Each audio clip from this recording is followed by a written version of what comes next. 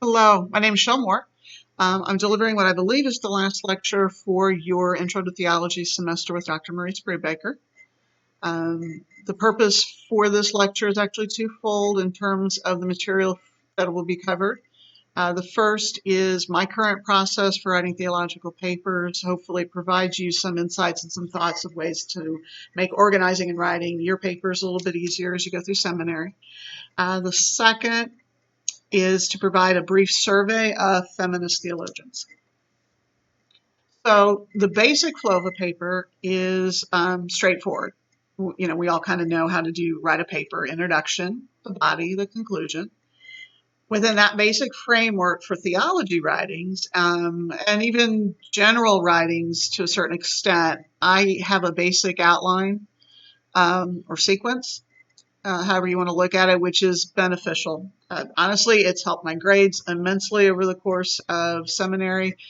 But more important for me, since I write outside of the seminary settings, it has given me a lens which encompasses all the elements that I feel should be covered in every writing that I do. So part of the lecture is to show you that format. Maybe that will give you some ideas of how to organize your own material when you're writing papers. So I've split the material into two parts. You have handouts and you also have a written transcript for this lecture. And then there's this video recording. The handouts that you have include a framework and outline form of the components I use when writing. The second is a general 5-part system for writing theological papers, which I use actually as my starting point for my questions and my answers. It's kind of sometimes how I delve in and even just find that thesis to get started. The third handout is an example bibliography from my own writings where you can kind of see some things. Also included is a PowerPoint presentation. Now that's going to be for the second lecture. You have that as well, and also a couple of bibliographies from there. Because actually I write first, I speak secondarily. I write more often than I speak. I actually usually type out basically what I'm going to write, and so providing that transcript was actually a fairly straightforward process for me. And I know from personal experience watching these videos that sometimes actually having a written transcript that you can refer back to versus referring back into the video if there's something you want to pick up on can make life a little bit easier. So we've included all of those. Okay. So who am I? This is one of the first things I actually address when I'm writing. I like to put my hermeneutic or my lens actually in the introduction so that you kind of know where I'm coming from, what my biases are, what my focuses are before I go into the actual papers themselves. So I agree, and the basis of that is an agreement with theologians and scholars that the Enlightenment era idea of objectivity, even with informal material, just isn't possible. Who you are affects the choices made in the questions that you ask. And the questions you ask, of course, impact the answers that you're going to give. The order of material, how it's presented, the choice of the words used in that presentation, where your analogies come from, that's all subjective. And that means writing and argumentation and really conversation is subjective and it's relational. So that's why I like to introduce myself first. My name is Shel Moore, and I am finishing this semester my last 7.5 hours fulfilling the requirements for the seminary's Master of Theology degree. After this fall, I left one credit to complete in the spring because my child, Liz Turnus, is also seminarian at Phillips, and they're completing their degree requirements in May. by leaving one credit open. Liz and I are going to graduate at the exact same time with the exact same degree, walking across the stage to get our diplomas. And as a mother, that's just kind of neat. So that's why we left the one credit. I'm also the chaplain's assistant this year, both fall and spring. So if you've ever joined in on any of the prayer gatherings, you've seen me on Zoom. I live in Oklahoma City, not in Tulsa. So pretty much everything I do and as many classes as I possibly could, I took online. So I've seen a lot of these formats and the lectures materials. During my seminary career, this is my third year. It took me 3 years to get through. I also work full time. I've written just kind of to give you my expertise level, I guess, and why the formatting that I have might be valid for what we're doing in seminary. I've written the exegetical papers for Dr. Arthur Carter and Dr. Lisa Davison. I've written theology papers already for Dr. Maurice Brubaker, whose class you're in right now, and I now have a final paper due for. Ethics papers for Dr. McCallie, history papers for Dr. Blue and Dr. Barnett. One of the things that I was fortunate in was that my first semester or my second semester, I don't remember, honestly, I had actually a co-taught class by Dr. Bessler and Dr. Maurice Brubaker. And most of what you're seeing in terms of especially that 5-point structure came out of their co-taught Intro to Theology class. Now, the lecture itself, the materials, the handouts I've given you are original to me, but they are grounded in lectures and materials of others. And this lecture and these handouts and also the feminist lecture you're going to get in about 10 more minutes are actually part of an assignment for an independent study course that Dr. Maurice Brubaker and I designed this semester. It's a 3-credit course so that I could do an exploration of contemporary women theologians accessible to American English readers within their theological positions. This part of the lecture over paper and outline structure I gave last semester in the Intro to Theology class, and Dr. Maurice Brubaker asked if I could also present the material again for the internet class.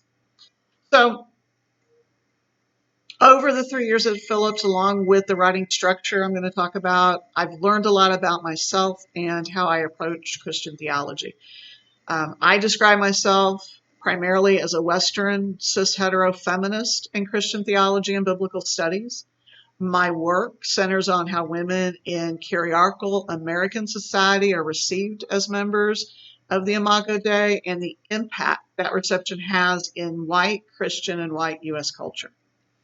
My goal in all of that is to change embedded and not so embedded worth assumptions of women in these systems.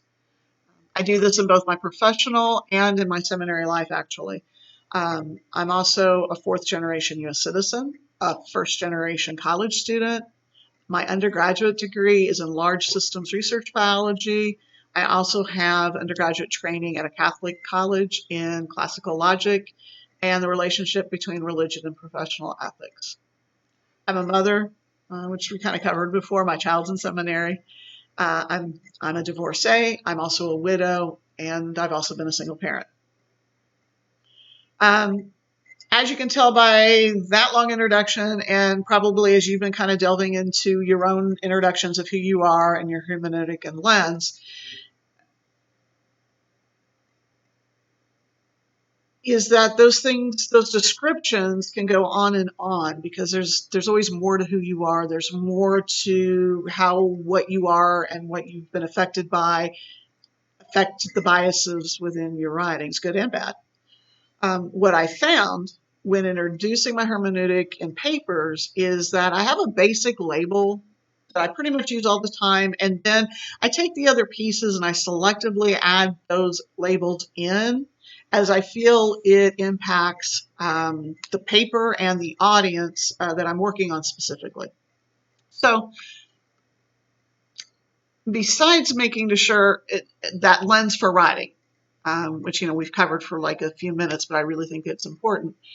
I use that 5-point handout, those 5 points to theological arguments in every paper. What I did for you guys is I also gave you an outline handout where I kind of placed those 5 elements where they go in the outline format of the paper.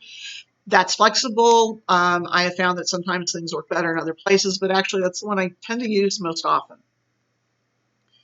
So with those 5 general points, sometimes I cover them in detail. Sometimes parts of them are shorter than others. It just, again, that's dependent on what the paper subject, the topic, the length of the paper, but I always cover those 5 points in some way.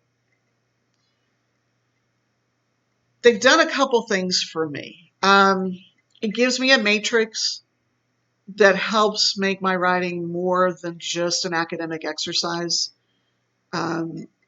Writing only for the sake of the assignment or as a thought experiment is actually a slippery slope for me, because I can see things from all kinds of directions, and I could sit and I could take a view and I could write and I could argue it just for the sake of arguing it. And sometimes, I could take the simplest route, the one where there's the most information, or we've talked about so much in class, it would be a simple thing for me to write, whether or not it's truly my position 100% or not. So the template keeps me away from that slippery slope, because for me, the seminary degree itself is about more than just getting through the assignments or the classes. However, there are a few assignments and classes where I'm more than happy to just get through them, and the template actually makes that easier too, or at least it has for me. This involves the world in front of the text, which it helps me address the world in front of the text. It helps me address the world anyone who reads my writings or sermons or the lectures that get based on these writings are going to learn from. The 5-point framework is how I take the time and the care to think through the impact this paper or any paper could have on that reading audience, right? So another nice thing about the template, because I use the same template over and over again, it actually saves me time. Maybe not the first semester, but at this stage in the game, it has saves me time. I don't have to create a fresh outline for every paper. I have just a template that I use, and I go through that outline for the paper after I've done my research.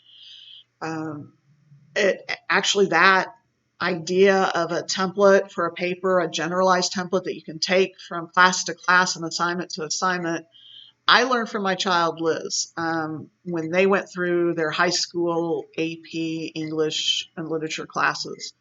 They developed a template that they used over and over again whenever they did their practice AP tests, to the extent that their English teacher actually asked them one time why their paper sounded so much alike, and did they realize it? And Liz said, yes, it's deliberate, so that I can write in the time frame, and it's something that's going to work every single time.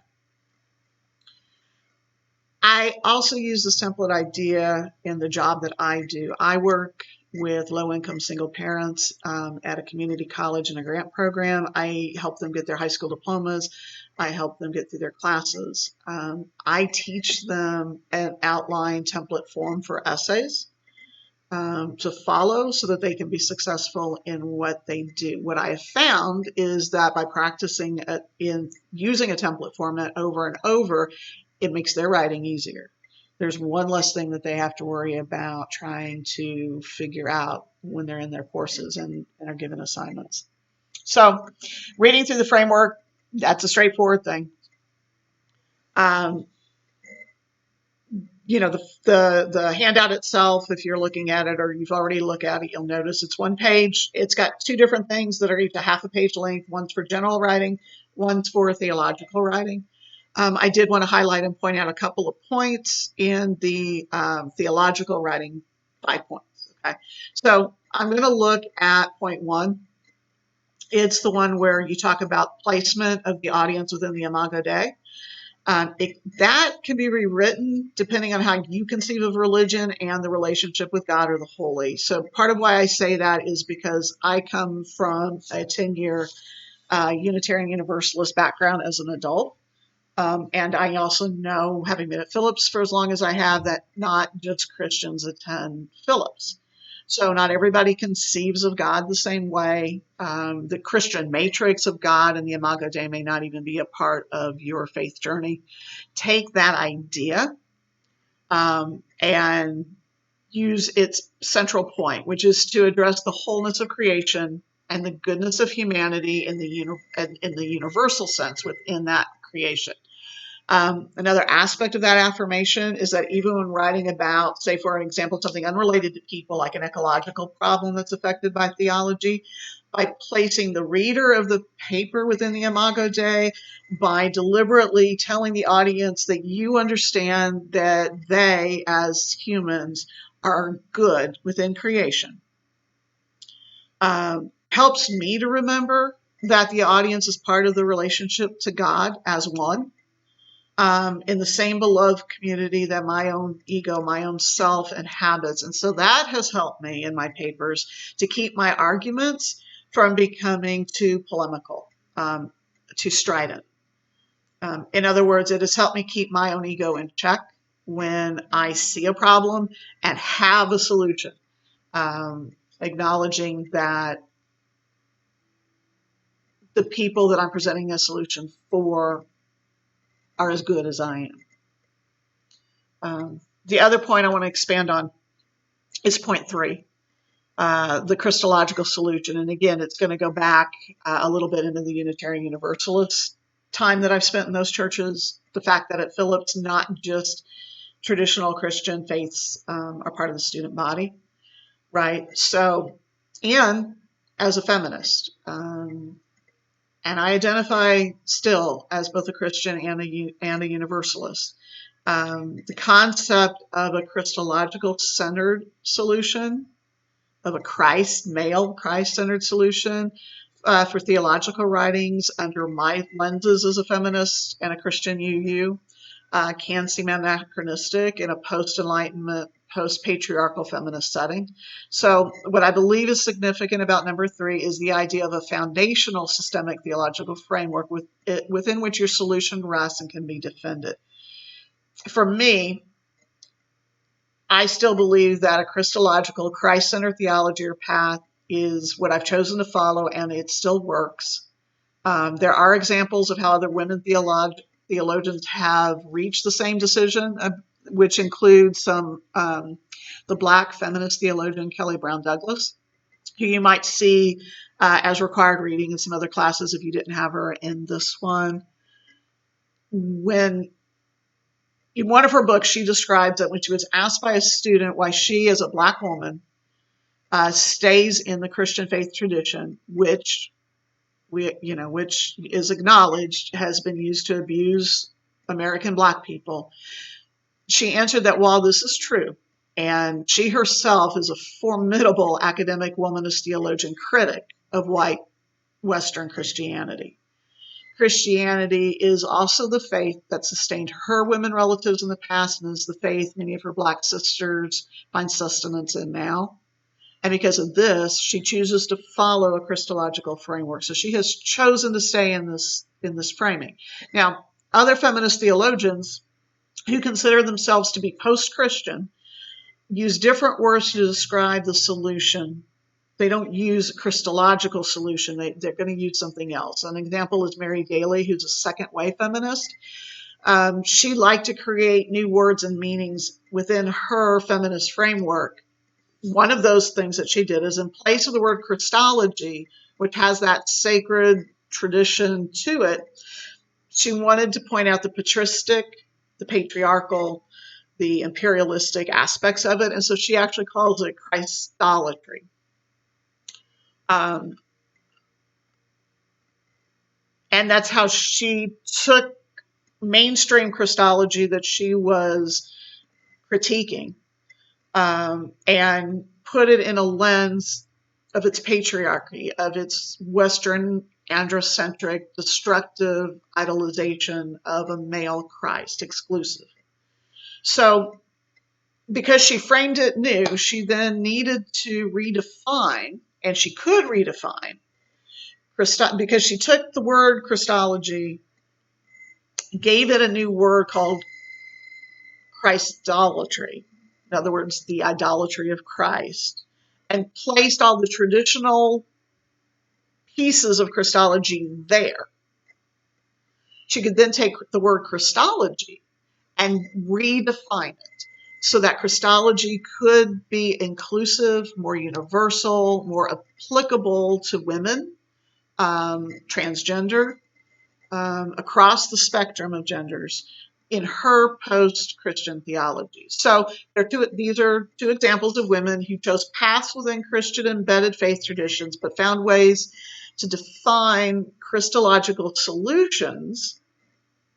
So Christological solution doesn't have to be the traditional male-centric one. You can come up with other ways to make it work for you.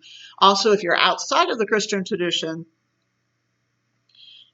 you can use other words as long as you have something that centers what your faith path is. I think having something that centers and has a flow-through line as a systematic theology when you present a solution in a theological argument is critical. You've got to have something that you ground this stuff in, right? That you can refer back to that sustains your argument.